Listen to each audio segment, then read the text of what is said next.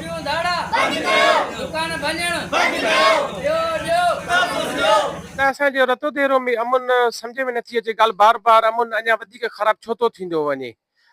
हिकिड़ी ग़रीब औरत आहे जमीला नाले सां, वेचारी रेड़ो हलाईंदी आहे, उनजो रेड़ो चोरी थी वियो आहे। हिकु माज़ूर आहे, उनजी सोलर प्लेट चोरी थी वई आहे। अॻियां हिकिड़ो दुकान वारो आहे, उनखे ॾींहं ॾिठे जो फुर करे उनखां पैसा खसिया विया आहिनि। मुंहिंजे दुकान तां चोरी थी आहे, बैटरी चोरी थी वई आहे। असां बयान रिकॉर्ड था करायूं, उनजे बावजूद बि असांजे ॿ चोरियूं ॿियूं थियूं आहिनि। त असांखे गवर्नमेंट तहफ़ुज़ ॾियण खां आख़िर छो कासिर आहे? असांखे सम्झ में नथी अचे असां कंहिं वटि दाई थियूं।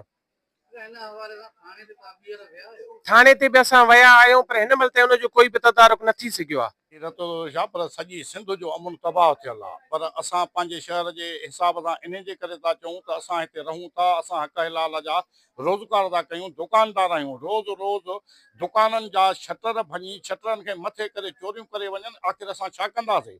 असांखे कम से कम अमन त ॾियो, नौकिरियूं नथा ॾियो, ॿिए के शयूं न ॾियो, पर असांखे रते दरे जे अंदरि अमन ॾियो जो असां हक़ हलाल जो रोज़गार करे सघूं, असां रोज़ी करे पंहिंजा बचा पाले सघूं। बिस्मिल्लाहिर्रहमानिर्रहीम।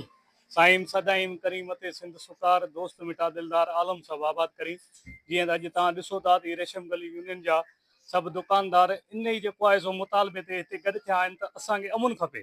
ॾिसो त घर खां माण्हू निकिरे थो त जेको आहे सो वरी वापसि घर वञण ताईं उनखे गारंटी न आहे त मुंहिंजे खीसे में मोबाइल हूंदी, पैसा हूंदा, ऐं फुरिजी वेंदुसि, लुटिजी वेंदुसि, अगवा थी वेंदुसि या ॿियो कुझु थींदो।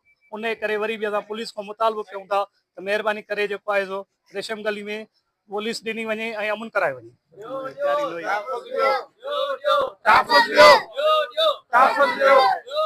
तहफ़ुज़ ॾियो।